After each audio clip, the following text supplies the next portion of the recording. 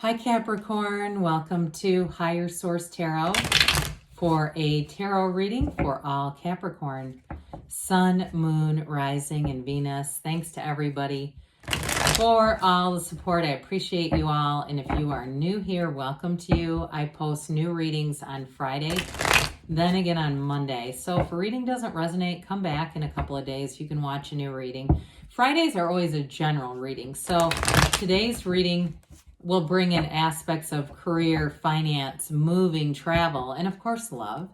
Monday's readings are different every week. So coming soon, I will have a 4-month predictive reading for the months of September through December. So stay tuned for that. And if you like tarot and you like the channel, I'd love to invite you to subscribe to Higher Source Tarot. All right, what advice do you have for Capricorn? Sun, Moon, Rising, and Venus. What does Capricorn need to know, please, for the best and highest good of all concerned with Capricorn? Messages for Capricorn, please. All right, we will start here with the tarot, and then we'll have the angel answers. You have the Three of Swords, the Two of Wands, Five of Pentacles, the Fool, the Nine of Wands, the Four of Wands, the Queen of Pentacles, and the Seven of Cups. Well, I do feel like if you are resisting change in some area, there's a change here that needs to take place. When we get the Seven of Cups, it's like one of those energies where it says, do whatever you need to do to change, to make that change, to make that decision. So with the Three of Swords too, that can also be a card of not wanting to make a change, but I see a change coming. It's in the cards. And especially too with the Fool and the Two of Wands here, you have something going on here, whether it's a new relationship, a new partnership, or some kind of a move or a job change. And so be open to it. Allow yourself to be anything. When we often say, Carl Jung wrote, what we resist persist. I say let go or be dragged. But with this Three of Swords, there's something here, and it may be very bittersweet if it's a job where you know that it's for your best and highest good. You may have a new opportunity, but it's difficult to let go, especially too if it does involve a move. For some of you too, it may be like a big starting over when we have this Fool energy here, because that's a huge transition. The Fool is your soul on this journey through life, this life school. And so there's spiritual business here that really is going to put you on the right path. And so for some of you too, it's like getting you off of a path that wasn't really meant for you. Now, I always say what is meant for you won't miss you, but sometimes the universe will start really pushing on you if you won't make the change. So I do feel like for somebody here, this ending is always a new beginning. And with the Two of Wands, twos are partnership energies. But with this Two of Wands, this is like a great expansion energy. He holds the world in his hand, but he wants that bigger world. You're definitely, especially too with this Queen of Pentacles in terms of work and money, be open to it, because if there's been something too where it keeps popping up again and again, you're getting emails, you're getting maybe hits on your LinkedIn or other, almost being recruited for something, or if it's a job that you're already at. Now, I also get for somebody the opportunity to work remotely and be able to move comes in. Now, in terms of relationships with this, I do feel like there's some concern about a relationship, like leaving will in some way close the door on that. But again, there may be somebody new. That's what I get. And so it doesn't mean that you can't make that work. I'm not trying to say, well, break up with them. But I do feel like there's something about that, feeling like if I do this or they do this, this isn't going to survive. And again, sometimes it's not supposed to, because there's somebody else. And so with the Two of Wands, so I don't want to get too off the track with this, because it's great expansion and growth. This is the card of the visionary. So, you utilize this energy to see what you want. And Neville Goddard taught about this. Feeling like you have it now, seeing it with bringing all the tones of reality as if you're in that experience now. So especially to somebody who's looking to move towards a better climate, There's something about that. Like your heart is really being called towards a different geographical region, but it feels like for some reason there's something about people in the area that keeps you where you are. And so with this Five of Pentacles here, the simplest way to say this one is change. So with this Five of Pentacles, though, you don't leave unsupported. And what this really is, more than anything else, rather than the leaving, it's the going towards.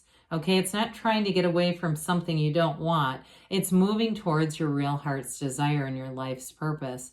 So for some of you too, if it was a group of people as well, if for somebody, now I'm getting this thing about like if you're breaking up a relationship, some concerns about a group of people involved with this. I just feel like they're telling you, you move forward. It doesn't matter about that. Knock and the door will open. Ask and it is given. So the Fool, we love. The Fool stands in the sunlight of the Spirit. It is, like I said, it can be a huge change in your life, but it's exciting. It brings an optimism. It brings an adventure. And it almost, I feel like, revitalizes you. Whatever this is, it's going to bring in wealth. And for some of you, it's going to bring in a serious relationship. Look at all the yellow in the background of those cards. That yellow is opportunity. It's an environment that your heart and your soul will sing being in. And so with this, we've got love here. We've got a marriage. We've got long-term financial stability. And we've got trust, enthusiasm, and new beginnings. There's no downside to this. And so sometimes we resist that because it feels unfamiliar. But with the Fool energy, you know who you are. You've experienced what you need to experience in a certain place, and you've gotten wisdom from this. And so interesting, I mentioned that the Two of Wands is the card of a visionary. So is this. This is a vision quest. And so it's an important card because it marks a transition, but it also reminds us that your soul is always victorious. This is the beginner's mind.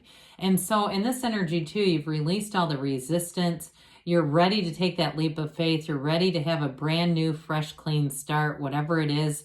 And so if you've had some challenges where it's felt like it's kept you almost held back, this is that big release. So you're no longer being held back. And from here on out, there's growth, there's expansion, and there's unlimited opportunities with this. But it does take some action.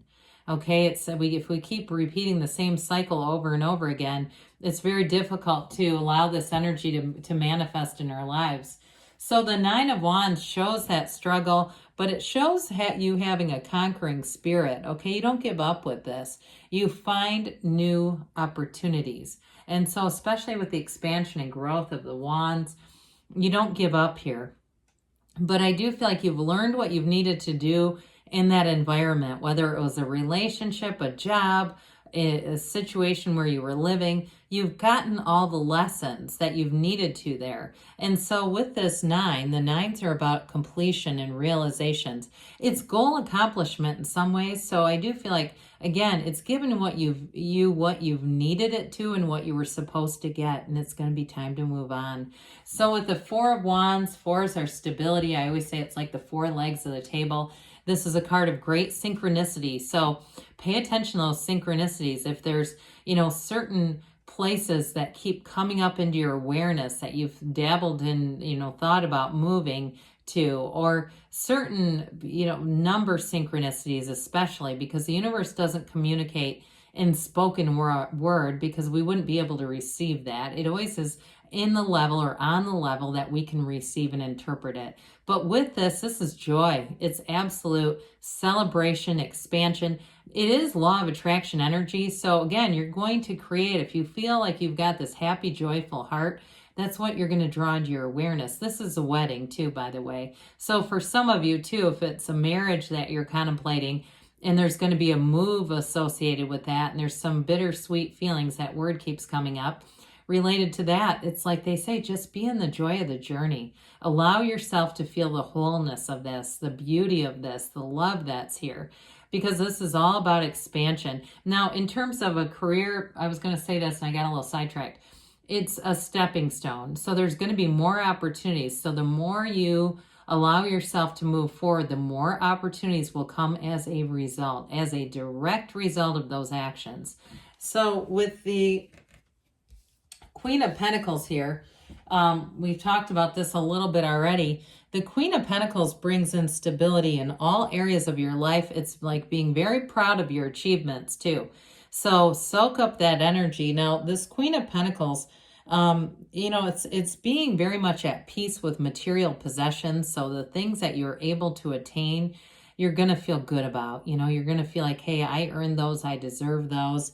And with this Queen, she is a bit of a perfectionist. I mean, I will say that, but it's a very loving, nurturing energy. And I also feel like it may be who you're attracting. Somebody who's very loving, nurturing. They may love animals and nature. They like to hike and get out in the mountains and do things that aren't necessarily, you know, camping overnight. I mean, I don't feel like they necessarily live off the land, but they may like to be out in nature and just be in that peace and tranquility. Again, I mentioned the animal thing. I get that for them very strongly.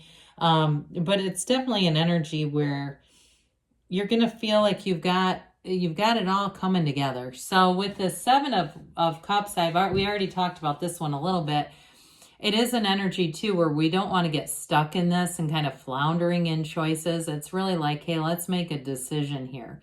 But it's also taking off the rose-colored glasses. So for some of you, that Three of Swords is important because that's exactly what it does. It shows you what you need to see so you can make a decision and move forward. So let's see here, Capricorn, what the angels have to say for you.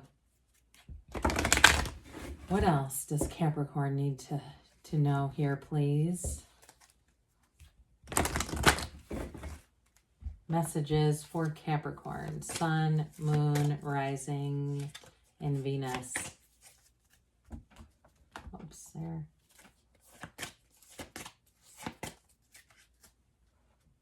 All right, so you have here improving health. So if that Three of Swords too has anything to do with that, but it also could be mental health as well. Although oftentimes it's really just spiritual health. But with this, they say ask your angels. So we talked about that because you're receiving messages all the time. The situation will improve. We've got weight. So for some of you, I mean, you're ready to take that leap of faith, but it may be too about, you know, surveying things. And also too, and we see this, sometimes it's like you just wait and see because this is going to work out. Now with this, you've got a yes. So good things are on the way for you, Capricorn. You can have, do, or be anything. I love you, and I'll be back again soon.